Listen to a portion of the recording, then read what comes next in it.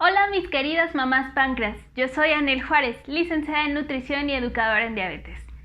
En los videos pasados hablamos un poco sobre qué es la diabetes y también sobre los diferentes tipos de diabetes que podemos estar encontrando.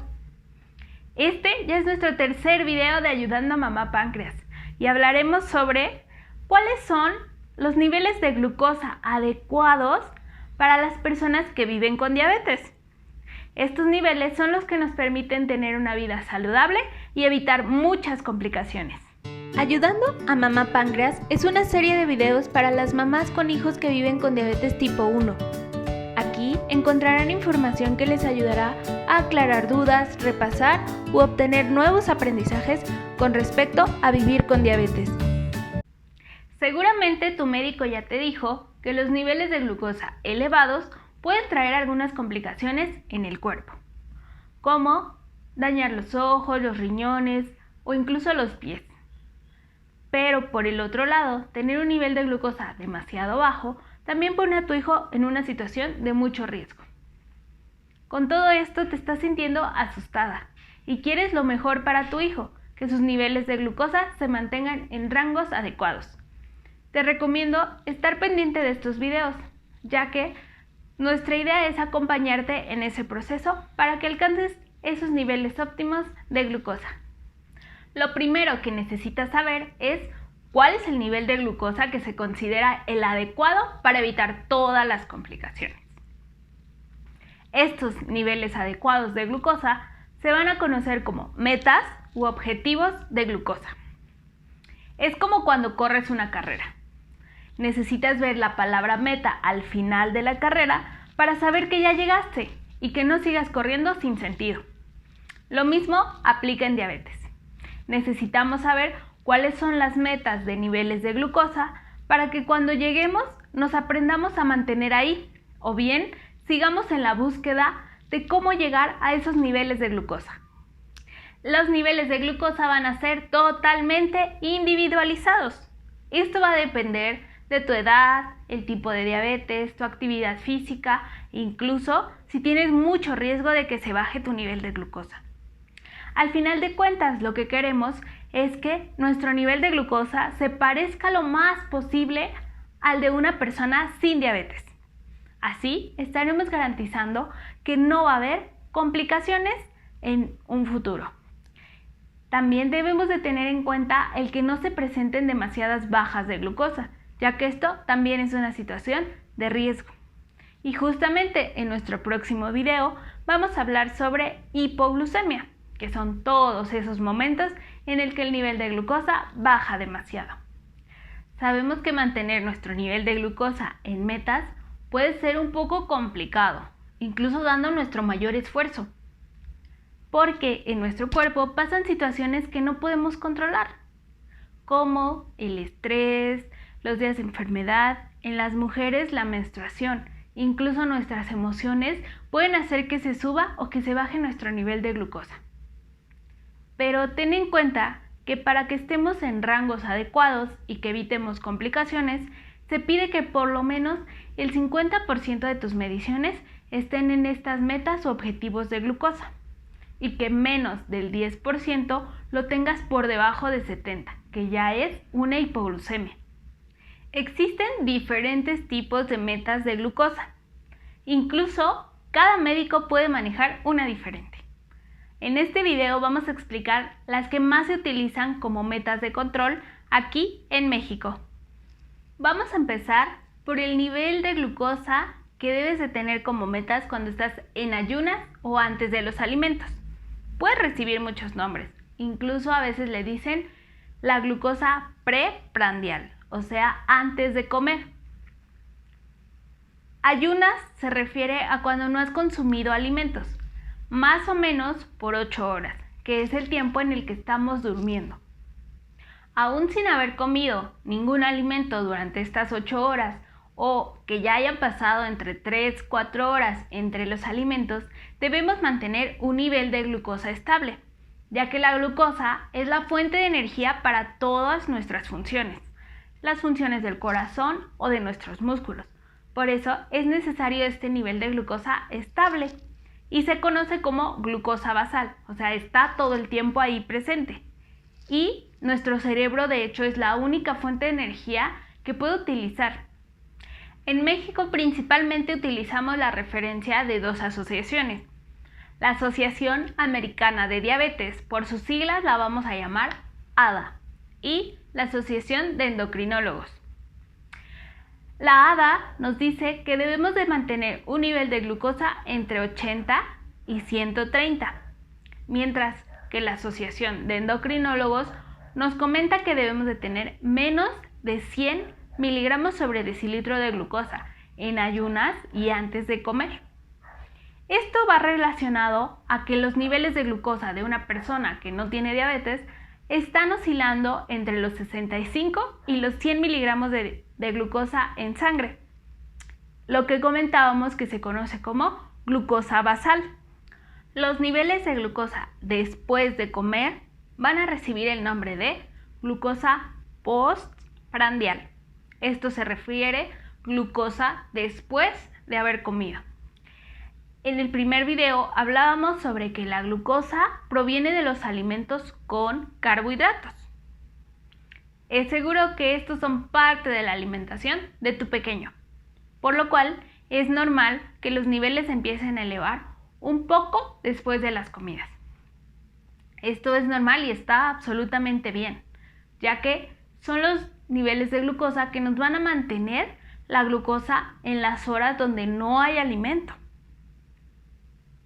De hecho, este tipo de meta de glucosa después de las comidas va muy relacionada del equilibrio entre la insulina y los carbohidratos, ya que vamos a recordar que la insulina es la que hace que el nivel de glucosa se mantenga de una manera adecuada. También, claro, comer los carbohidratos que nos corresponden.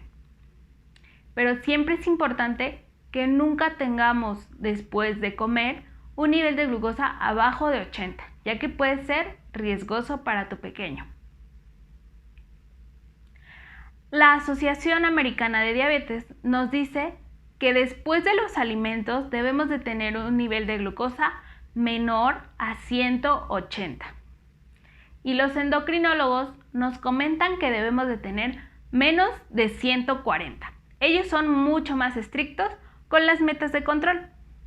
Esto va muy relacionado a que una persona que no tiene diabetes, su nivel de glucosa después de las comidas va a ser entre 80 y 140.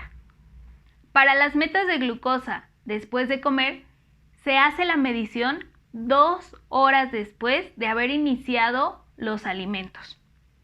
Esto porque al iniciar a comer va a empezar el proceso de digestión.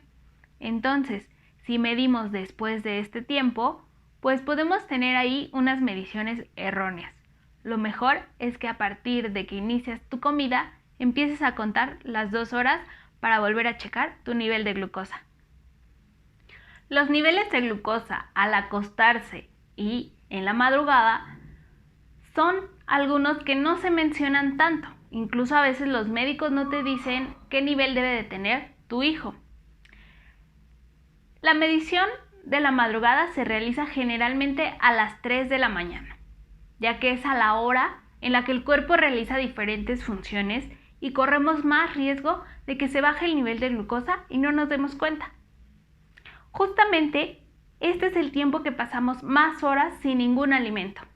Por ejemplo, si te duermes a las 10 de la noche y te despiertas a las 7 de la mañana, pues son las 10, las 11, las 12, la 1, las 2, las 3, las 4, las 5, las 6, las 7. 10 horas sin ningún alimento, por lo cual necesitamos mantener un nivel de glucosa que nos permita llegar con niveles adecuados.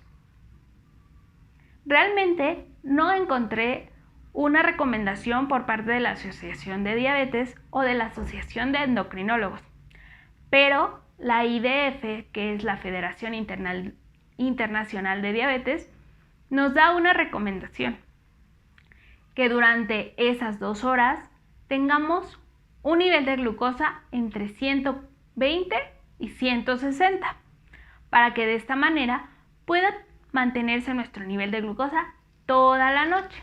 De todas formas, Si realizas la medición a las 3 de la mañana y ves que se está bajando demasiado, puedes dar una pequeña colación para que llegue perfecto al otro día. Claro que todo eso lo vamos a ver a mucho más detalle en nuestro próximo video, donde hablaremos de hipoglucemias y qué hacer con ellas. También existen metas de glucosa cuando realizamos actividad física. Creo que esto es muy obvio, ya que es el momento donde gastamos más energía. Y toda esa energía, o la mayoría, viene de la glucosa, más en los niños que son muy inquietos. Se dice que antes, durante y después de hacer ejercicio, nuestro nivel de glucosa debe de estar entre 110 y menos de 240. Esto es de suma importancia, ya que con esos niveles podremos hacer nuestra actividad física o nuestro ejercicio sin ningún riesgo. Ya tendremos algún video explicando muchísimo más a fondo el tema de ejercicio y diabetes. Pero por ahora quiero que seas muy consciente y que tengas muy en cuenta estos niveles de glucosa. Si tu hijo tiene un nivel de glucosa por debajo de 110 o por debajo de 100, hay que darle una colación para que tenga la energía suficiente y la glucosa necesaria para hacer todo el ejercicio. Por el otro lado, si tiene más de 250, no se puede hacer actividad física, ya que se puede convertir en una actividad de mucho riesgo. Y ahí es donde aparece la famosa cetoacidosis diabética. También haremos un video hablando mucho más de este tema. Por eso te digo que estés atenta a los próximos videos. Ahora tenemos una prueba que es la que los médicos te dicen. Con esta no me vas a poder mentir si tu nivel de glucosa ha estado bien o no. Esta es la famosísima hemoglobina glucosilada. ¿Pero qué es la hemoglobina glucosilada? Bueno, primero tenemos la hemoglobina. Esta es una célula que viaja por nuestra sangre para llevar oxígeno a todo nuestro cuerpo. Sin embargo, cuando el nivel de glucosa es demasiado elevado, se va a empezar a pegar esta glucosa a la hemoglobina glucosilada. Y la va a glucosilar más bien, que significa que se está pegando la glucosa a la hemoglobina. Eso es la glucolización, por eso se le llama hemoglobina glucosilada. En el estudio vamos a ver cuánta glucosa se le ha pegado a la hemoglobina por los últimos 3 meses. Y va a depender totalmente de cómo han estado tus niveles de glucosa en sangre. Para esto, la ADA tiene una cifra. Nos dice que si tenemos una hemoglobina menor de 7%, está muy bien. Pero para pacientes pediátricos, o sea, niños, nos dice que se puede manejar hasta 7.5.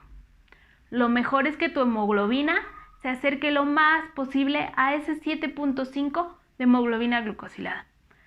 Claro que lo mejor es que sea sin los riesgos de que se esté bajando la glucosa. Eso es la mejor pauta, que no se baje demasiado la glucosa y que si te está saliendo en 7.5 sea porque realmente se está manteniendo estable y no porque tenemos picos para arriba y picos para abajo y se pegó un poquito menos. ¿Ok? Tampoco te vayas como tan obsesionada con esta medición. Te recomiendo, mi querida mami páncreas, que en tu próxima consulta con el médico le preguntes cuál es la mejor meta u objetivo glucémico para tu pequeño en todos los tiempos que acabamos de mencionar, para que tengas la seguridad de qué es la que le va a ir mejor en este momento. Pueden ir cambiando a lo largo de la vida. Muy bien, pues entonces pongamos manos a la obra. La idea de toda esta serie de videos es realmente que lo lleves a tu vida, por lo que vamos a empezar con este video. Primero que nada, si aún no tienes un registro de tus niveles de glucosa, empieza por hacerlo. Empieza a notar cuál es tu glucosa antes y después de los alimentos y tu glucosa a las 3 de la mañana. Si empezaste a hacer ejercicio, también escríbelo en ese registro de glucosas. Ahora, ¿qué vamos a hacer con eso? Vas a marcar junto con tu hijo en color amarillo todos los que sean más de 180. y en color rojo todos los que tengas menores a 70. De esta forma y de una manera muy visual, vamos a empezar a observar cómo se están manejando los niveles de glucosa de tu pequeño y que realmente esta información te esté sirviendo para la vida real. En conclusión, vimos que debemos de conocer cuál es nuestra meta de glucosa o nuestros objetivos de niveles de glucosa. Esto para saber en qué momento ya llegamos, mantenernos ahí o bien seguir aprendiendo para llegar a ese objetivo. La única finalidad de esto es que tu pequeño evite tener complicaciones a lo largo de su vida o que se puedan retrasar lo más posible. Estas metas de glucosa nos enseñan que no es bueno tener niveles de glucosa ni demasiado altos, pero tampoco tener niveles de glucosa demasiado bajos. Las dos situaciones son una cuestión de riesgo para contraer complicaciones o una emergencia en ese momento. Recuerda que existen diferentes niveles de glucosa dependiendo la actividad que esté realizando el pequeño o la hora del día. Aquí te voy a dejar cuáles son todos los niveles que hablamos en el video para que los puedas tener más presentes. Te recomiendo que los tengas en una hojita donde puedas ir evaluando cómo estás avanzando en el tratamiento y en el manejo de vivir con diabetes tipo 1. Recuerda, como decía una famosa frase, el éxito es la suma de pequeños esfuerzos cada día. Déjame en los comentarios todas tus dudas. Incluso coméntame qué fue lo que descubrieron al empezar a notar sus niveles de glucosa, cómo se encuentran esos niveles y qué otras dudas te están surgiendo acerca de la diabetes. También, si necesitas un formato o no sabes cómo hacerlo, mándame un mensajito, ya sea por aquí YouTube o en mis redes sociales. Búscame y envíame un mensaje privado. Con gusto te compartiré un formato que puedes utilizar para empezar a anotar tus niveles de glucosa. También te invito a compartir el video para que más personas, incluso las personas que son más cercanas a tu hijo, puedan entender la importancia de tener estas metas o objetivos de glucosa y evitemos en un equipo grande traer complicaciones en diabetes. Bueno, mis queridas mamás páncreas, pues eso es todo por el video de hoy. Espero que les esté sirviendo mucho esta información y que lo estén poniendo en práctica, que esa es toda la intención. Y nos vemos en el próximo video de Ayudando a Mamá Páncreas.